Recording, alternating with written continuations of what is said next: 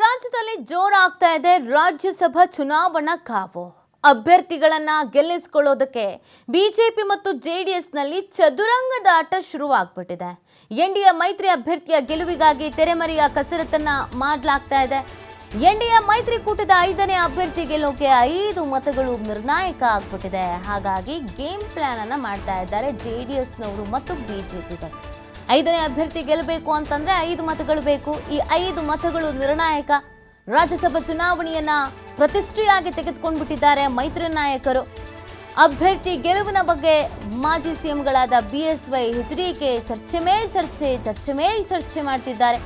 ಬಿಜೆಪಿಯ ಕೆಲ ಶಾಸಕರಿಂದ ಅಡ್ಡ ಮತದಾನದ ಬಗ್ಗೆಯೂ ಕೂಡ ಚರ್ಚೆ ಆಗಿದೆ. ಬಿಜೆಪಿಗೆ ತಲೆಬಿಸಿ ಆಗಿದ್ದಾರೆ ಎಸ್.ಟಿ. ಸೋಮಶೇಖರ್, ಶಿವರಾಮ್ ಹೆಬ್ಬಾರ್. ಇವರಿಬ್ರು ಏನ್ ಮಾಡ್ತಾರೆ ಅನ್ನೋದೇ ಈಗ ಪ್ರಶ್ನೆ ಆಗಿರೋದು. ದಿನೇ ಕುತೂಹಲ ಮೂಡಿಸ್ತಾ ಇದೆ ಬಿಜೆಪಿ ಮತ್ತು ಜೆಡಿಎಸ್ ನಾಯಕರ ನಡೆ. ಕಾಂಗ್ರೆಸ್ ಅನ್ನ ಸೈಡ್ಲೈನ್ ಮಾಡಬೇಕು, ನಾವೇ ಗೆಲ್ಲಬೇಕು ಅನ್ನುವಂಥ ಪ್ಲಾನ್ ಅನ್ನ ಬಿಜೆಪಿ ಮತ್ತು ಜೆಡಿಎಸ್ ಮಾಡಿದೆ. ರಾಜ್ಯಸಭಾ ವಿಚಾರಕ್ಕೆ ಸಂಬಂಧಪಟ್ಟಂತೆ ಅಭ್ಯರ್ಥಿ ವಿಚಾರದಲ್ಲಿ ಮೈತ್ರಿ ಅಭ್ಯರ್ಥಿ ಅಂತಾನೆ ನಿಲ್ಲಿಸ್ಬಿಟ್ಟಿದ್ದಾರೆ. ಅಂದ್ರೆ ಭಯ ಏನು ಅಂತಂದ್ರೆ ಒಂದಿಬ್ರು ಮೇಲೆ ಬಹಳ ಅನುಮಾನ ಇದೆ. ಅಡ್ಡ ಮತದಾನ ಏನಾದ್ರು ಮಾಡ್ಬಿಡ್ತಾರಾ? ಇದು ಕಾಂಗ್ರೆಸ್ಗೆ ವರದಾನ ಆಗ್ಬಿಡುತ್ತಲ್ಲ. ಏನು ಮಾಡೋದು? ಇದಕ್ಕೆ ಏನಾದ್ರು ಒಂದು ಕಡಿವಾಣ ಹಾಕಬೇಕಲ್ಲ. ಯಾಕಂದ್ರೆ ಕೆಲವು ದಿನಗಳಿಂದ ಎಸ್.ಟಿ. ಸೋಮಶೇಖರ್ ಮತ್ತು ಶಿವರಾಮ್ ಹೆಬ್ಬಾರ್ ಅವರ ನಡೆಗೇನು ಅನ್ನೋದು ಗೊತ್ತಾಗ್ತಾ ಇಲ್ಲ, ಕ್ಲಾರಿಟಿ ಸಿಗ್ತಾ ಇಲ್ಲ. ಸ್ವತಃ ಬಿಜೆಪಿ ನಾಯಕರುಗಳಿಗೆ ಆ ಬಗ್ಗೆ ಕ್ಲಾರಿಟಿ ಇಲ್ಲ. ಎಸ್.ಟಿ. ಸೋಮಶೇಖರ್, ಶಿವರಾಮ್ ಹೆಬ್ಬಾರ್ ಏನು ಮಾಡ್ತಾರೆ ಅಂತ ಅಂತರ ಕಾಯ್ದುಕೊಳ್ತಿದ್ದಾರೆ. ಕಾಂಗ್ರೆಸ್ನವರ ಜೊತೆಗೆ ಒಡನಾಟ ಇಟ್ಕೊಂಡಿದ್ದಾರೆ. ಹೋದಲ್ಲಿ ಬಂದಲ್ಲಿ ಕಾಂಗ್ರೆಸ್ ನಾಯಕರನ್ನ ಮೀಟ್ ಮಾಡ್ತಾ ಇದ್ದಾರೆ. ಯಾವುದನ್ನು ಬಾಯ್ಬಿಟ್ಟು ಹೇಳ್ತಾ ಇಲ್ಲ. ಹಾಗಾಗಿ ಇವರಿಬ್ಬರ ನಡೆ ಮತ್ತು ನುಡಿ ಮೇಲೆ ಸಾಕಷ್ಟು ಅನುಮಾನ ಇದೆ. ಕುಮಾರಸ್ವಾಮಿ ಅವರು ಮತ್ತು ಯಡಿಯೂರಪ್ಪನವರು ಚರ್ಚೆ ಮಾಡ್ತಿದ್ದಾರೆ. ಏನು ಮಾಡೋದು, ಯಾರಾದರೂ ಅಡ್ಡ ಮತದಾನ ಮಾಡಿದ್ರೆ ಕಷ್ಟ ಆಗ್ಬಿಡುತ್ತಲ್ಲ, ಮುಜುಗರ ಆಗ್ಬಿಡುತ್ತಲ್ಲ ಅಂತ. ಸೊ ಆ ಕಾರಣಕ್ಕಾಗಿ ಏನೆಲ್ಲ ಪ್ಲಾನ್ ಮಾಡಬಹುದು ಅನ್ನುವಂಥ ನಿಟ್ಟಿನಲ್ಲಿ ಚದುರಂಗದಾಟವನ್ನು ಶುರು ಮಾಡಿಬಿಟ್ಟಿದ್ದಾರೆ. ಹೇಗಾದರೂ ಮಾಡಿ ಕಾಂಗ್ರೆಸ್ಗೆ ಟಕ್ಕರ್ ಕೊಡಲೇಬೇಕು, ನಮ್ಮ ಮೈತ್ರಿಯ ಶಕ್ತಿಯನ್ನು ತೋರಿಸಲೇಬೇಕು ಅಂತ. ಆದರೆ ಇವರಿಬ್ಬರ ಮೇಲೆ, ಸೋಮಶೇಖರ್ ಹಾಗೆ ಹೆಬ್ಬಾರ್ ಅವರ ಮೇಲೆ ಈಗ ಇವ್ರಿಗೆ ಅನುಮಾನ ಇರೋದು. ಅವ್ರ ನಡೆ ಏನಾಗಿರುತ್ತೆ, ಅವ್ರು ಏನು ತೀರ್ಮಾನ ಕೈಗೊಳ್ತಾರೆ, ಅದ್ರ ಮೇಲೆ ಎಲ್ಲವೂ ಕೂಡ ನಿಂತಿದೆ ಅಂತ. ಅದಕ್ಕಿನ್ನೇನು ಪ್ಲ್ಯಾನ್ ಮಾಡಬಹುದು ಅನ್ನೋದನ್ನು ಚರ್ಚೆ ಮಾಡ್ತಾ ಇದ್ದಾರೆ ಇಬ್ಬರು ಮಾಜಿ ಸಿಎಂಗಳು.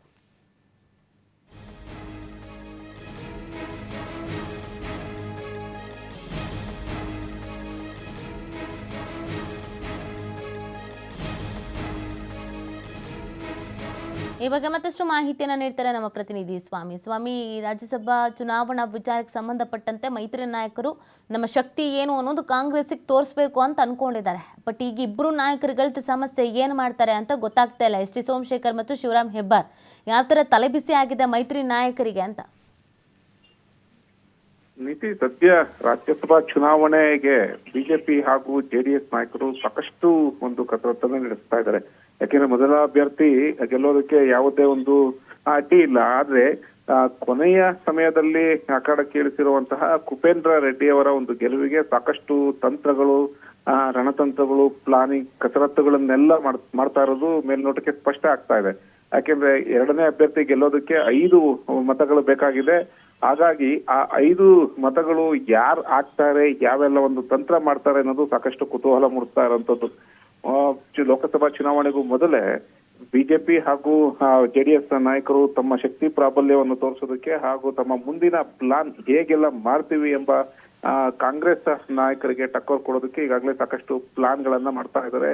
ರಾಜ್ಯಸಭಾ ಚುನಾವಣೆಗೆ ಮತಗಳ ಸಂಖ್ಯೆ ಕಡಿಮೆ ಇದ್ರೂ ಕೂಡ ಕುಪೇಂದ್ರ ರೆಡ್ಡಿ ಅವರನ್ನ ಎನ್ಡಿಎ ಮೈತ್ರಿ ಅಭ್ಯರ್ಥಿಯಾಗಿ ಕಣಕ್ಕಿಳಿಸಿರೋದು ಸಾಕಷ್ಟು ಕುತೂಹಲ ಮೂಡಿಸ್ತಾ ಇದೆ.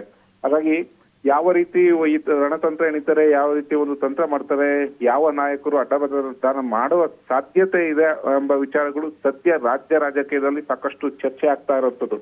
ಯಾಕೆಂದ್ರೆ ಕಾಂಗ್ರೆಸ್ ಓರ್ವ ಅಭ್ಯರ್ಥಿಗೆ ಗೆಲ್ಲಕ್ಕೆ ಬೇಕಾಗಿರೋದು 45 ಮತಗಳು. ಅದರಲ್ಲಿ ಕಾಂಗ್ರೆಸ್ 135 ಪ್ಲಸ್ ಹಾಗೂ 3 ಪಕ್ಷೇತರ ಅಭ್ಯರ್ಥಿಗಳು ಸೇರಿದ್ರೆ 138 ಮತಗಳಾಗ್ತವೆ.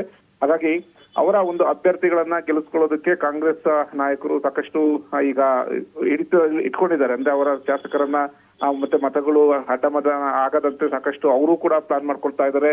ಹಾಗಾಗಿ ಈಗ ಬಿಜೆಪಿ ಜೆಡಿಎಸ್ ಲೆಕ್ಕಾಚಾರವನ್ನ ಮಾಡದಂತ ಸಂದರ್ಭದಲ್ಲಿ ಬಿಜೆಪಿಯ 66 ಹಾಗೂ ಜೆಡಿಎಸ್ ನ 19 ಮತಗಳು ಸೇರಿಸಿದ್ರೆ 85 ಮತಗಳು ಆಗ್ತವೆ.